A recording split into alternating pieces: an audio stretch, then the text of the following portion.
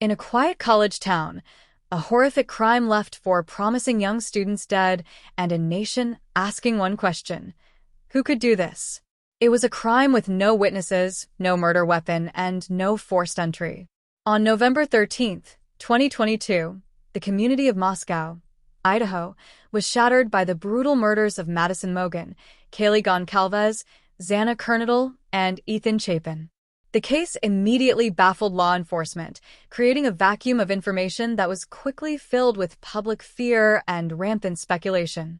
It all started with a single clue: a mysterious white car seen circling the neighborhood in the dead of night. Then came another, a digital ghost, its phone deliberately silenced just before the attack. But the final, microscopic clue, left behind in the heart of the crime scene, would be the one to unravel everything. For weeks, the question wasn't just who could commit such a horrific act, but how they could seemingly vanish without a trace. Behind the scenes, however, a painstaking investigation was piecing together a puzzle, one tiny, damning fragment at a time. This is the story of how investigators connected every single to track down a killer. In the wake of the murders, investigators walked into an overwhelming crime scene with a profound lack of leads. The four students were found stabbed to death on the second and third floors of their off-campus home on King Road. Two other roommates on the first floor survived the attack, apparently sleeping through the entire ordeal. With no murder weapon and no signs of a break-in, the police had to start from the outside and work their way in. The first real break came not from forensics but from footage. After a public call for any local surveillance video, investigators got a hit.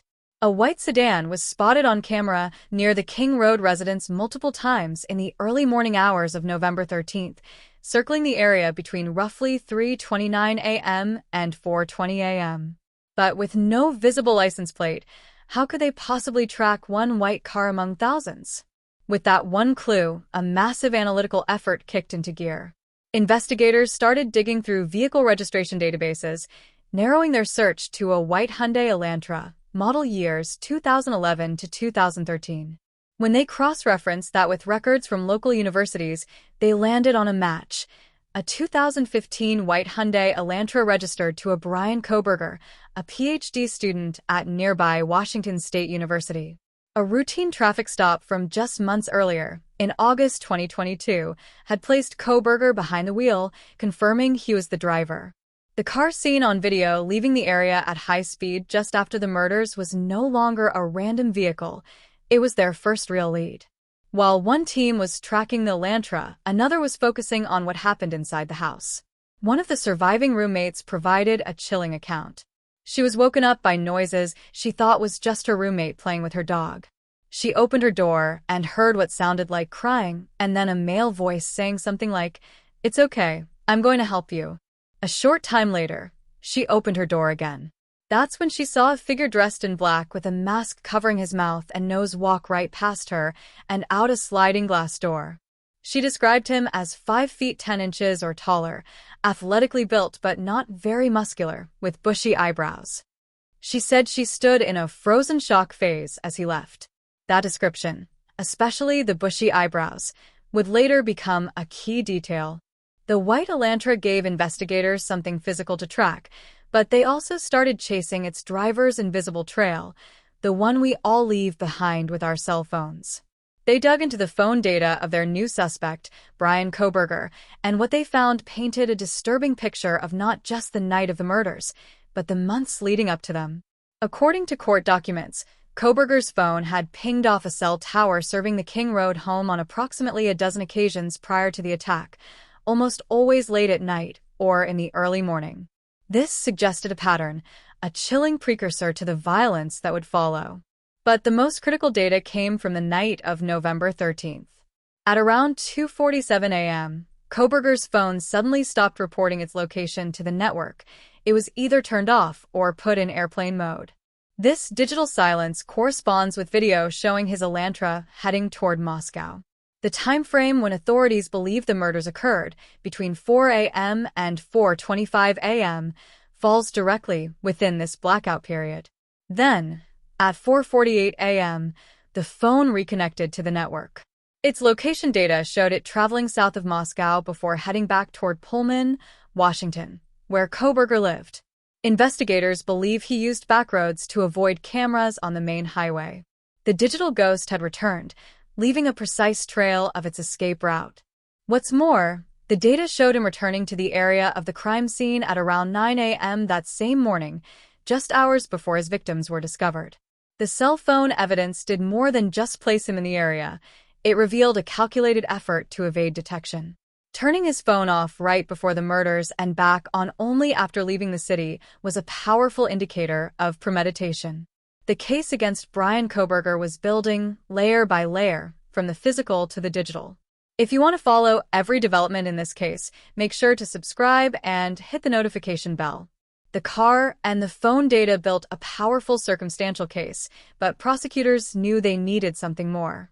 They needed a direct, physical link between their suspect and the crime scene.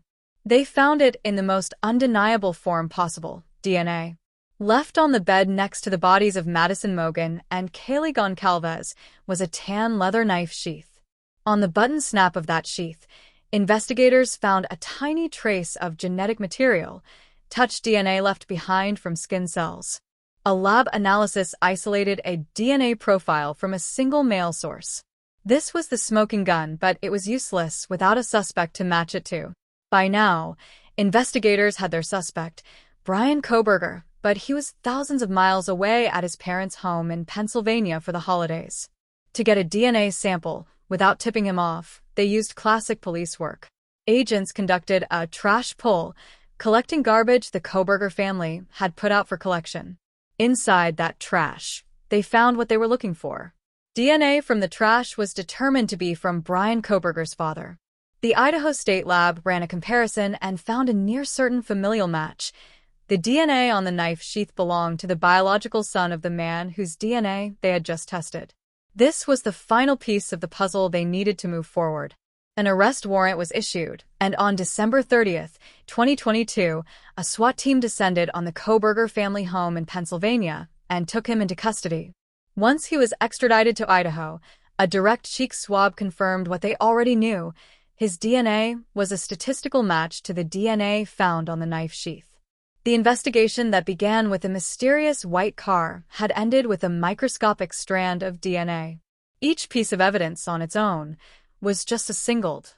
The Elantra, the eyewitness account of a masked figure, the disturbing pattern of cell phone pings, the silenced phone during the attack, and finally, the DNA on the sheath. But together, they formed an undeniable trail leading directly to one person.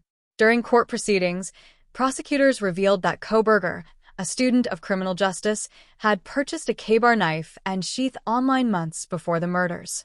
His phone records suggested he had been in the area of the victim's home for months. His movements on the night of the crime were meticulously tracked, and his DNA was found in the bedroom where two of the victims died. Faced with this mountain of evidence, and with the death penalty on the table, Bryan Kohberger's path forward narrowed. Just weeks before his trial was set to begin in the summer of 2025, he accepted a plea deal. On July 2, 2025, Bryan Kohberger pleaded guilty to 4 counts of first-degree murder and 1 count of burglary. When the judge asked him if he was pleading guilty because he was, in fact, guilty, Kohberger responded with a single word: yes. The plea spared him a potential death sentence, but ensures he will serve 4 consecutive life sentences in prison without the possibility of parole. While his motive remains unclear, the evidence meticulously gathered by investigators closed the case, bringing a painful chapter to its legal conclusion and cementing a verdict based not on speculation, but on an inescapable chain of evidence. To see more deep dives into major criminal cases and follow the latest updates, subscribe to the channel and share your thoughts on this investigation in the comments below.